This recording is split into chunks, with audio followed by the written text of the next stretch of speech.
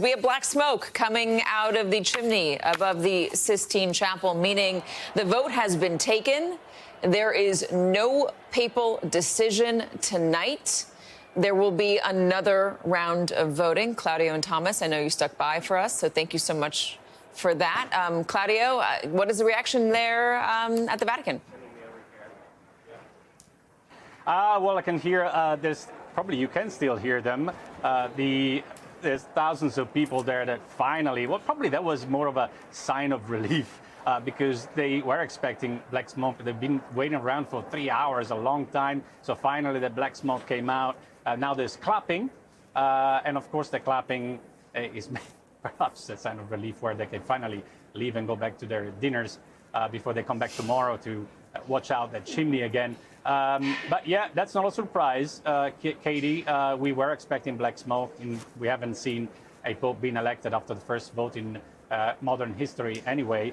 But certainly, you know, another historic moment here. First black smoke, and then, of course, this is all.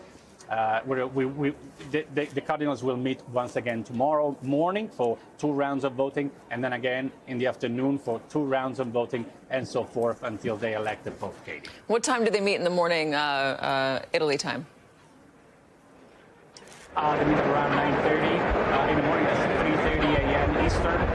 And then in the afternoon, if they don't elect the Pope in the morning, in the afternoon it will be at around 4:30 in the afternoon, and that is 10:30 a.m. Eastern. And then, you know, we'll wait for that smoke to come out at around, after the first round of smoking in the morning, we'll wait for the smoke to come out at around 6 or 7 a.m. Eastern, and then again in the evening at around this time.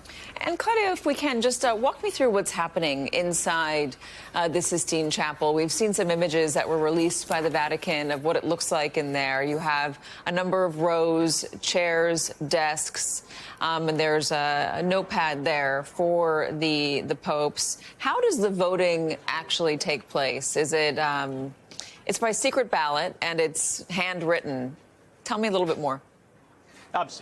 Absolutely. So each cardinal has one ballot, and on it they have written eligo, which means elect in Latin, and then they need to just write down with a pen or a pencil the name of who they think should become pope. Then they fold it in half, and they have to one by one walk slowly to the altar, holding that ballot up high so that everybody can see it. Then they get to the altar, just under the Last Judgment of Michelangelo, where there is an urn. They will put then that ballot on a silver, on a flat plate, and then slide the ballot into the urn. And that's going to happen 133 times. That's the number of the cardinal electors, and that's maybe why it's taken so long for black smoke to show up. And then, of course, you know, you've got the scrutineers who need to take note of those votes, count them up, and then they need to figure out whether anyone from the cardinal electors has reached that famous number of 89. That is the number of votes that a cardinal needs to become pope, because that's 2/3 of the votes. Katie? Thomas, it does sound very much like the movie Conclave, that they really actually were able to approximate what it is like in the Sistine Chapel as the voting takes place. Obviously, the drama in Conclave is fictional, but the process sounds very similar. Thomas, again, we were not expecting to see white smoke today, and we are thankful that it is very clearly black smoke. I know in the past it's been a little bit hard to tell. Again, you know, there's a lot of different cardinals this year, a lot of new cardinals, a bigger number than in years past. Tell me about the negotiations about where to take the church next. I know Francis was very progressive. Is there going to be a debate right now whether they want to continue on with that legacy or if they want to maybe bring it back to a more conservative bent? Well, of the 133 cardinals who are there ready to vote, Francis appointed 108 of them. In other words, 4/5 are appointed by him. And so we presume they're people of similar commitment and spirituality and so on. Also, by way of the first ballot, at least if precedent would tell us something that typically, apparently, cardinals often kind of flatter each other, and they'll vote for somebody that they really know will never get elected, but they want them to be able to leave the conclave and say, "Well, I got 2 votes for Pope." So there's a lot of kind of complementarity, I think, that goes around in the first ballot or two, where they're kind of voting for their friends. But then after a few ballots, they'll start to get serious and realize that they've got to get to that magic number of 89, and that the accommodations are not very comfortable. You know, they look more like a camping weekend. Do they enjoy being sequestered? No, I doubt it. And also, their living quarters are very modest, especially for cardinals of the church.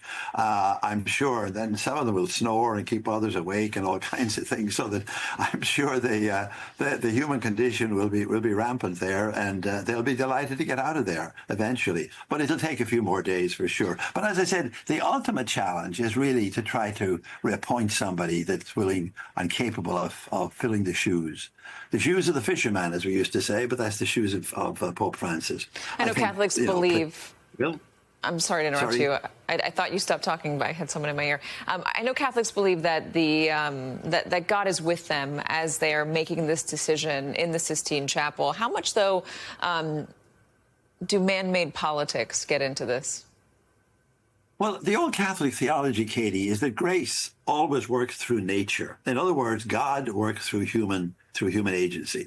So both are involved. So I do believe that the grace of God is at work in the conclave, but so is human nature and the ordinary and everydayness of life. And so it'll be by a very human process that this leader, this Pope, will emerge, and a lot of debate and compromise and promises and all kinds of things. In other words, the human condition will be alive and well there. And yet, hopefully, that's how God's grace can work through the ordinary and everyday of life, as it typically does. And so we get a good Pope out of it. And of course, we've had lots of poor popes over the last 266 popes. Some of them would be rather embarrassing characters and what have you.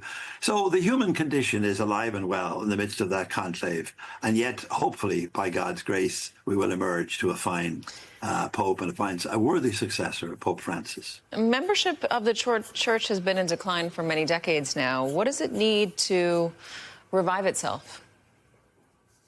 Well, I'd love to say we'll get people to read my book. That would be unfair on television.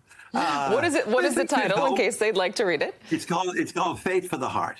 And it is a good book, even though I say so myself. I've written many books, but that one in particular is appeal to the faith, is an appeal for faith in our time. And I still think that there is the great possibility of living lives of faith. I think how much people are associated and, attending their local church and using their parish envelopes every weekend, that has diminished and decreased. But I think faith is alive and well in the world.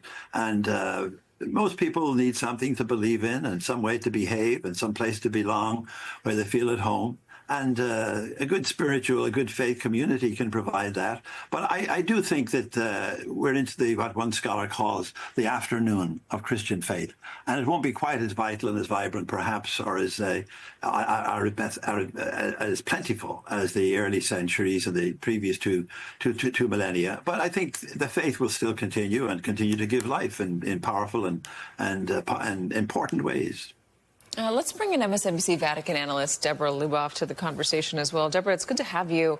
Talk to us a little bit more about the factors at play for picking a new pope in this moment and where you believe it's headed. Conservative, progressive, more moderate. What's going to happen? That's what everyone's guessing, because at this point, as you know, the College of Cardinals and the cardinal electors are the most diverse group and the largest group there's ever been. So certainly one that builds on what they consider the strengths of the previous pope, but also if they feel there were other areas that could have been stronger or where there were weaknesses, kind of compensate for that.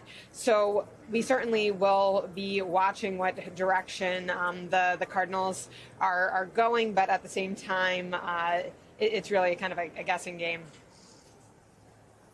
All right, just so everyone knows, the doors close to the Sistine Chapel at 11:46 a.m. Here, Eastern. So 3 hours and 15 minutes total that they've spent sequestered. Don't know if they were voting that whole time. Don't know what else was going on. But we do know that so far there is no decision on a pope. As you can see, black smoke came out of the chimney above the Sistine Chapel, meaning no decision yet.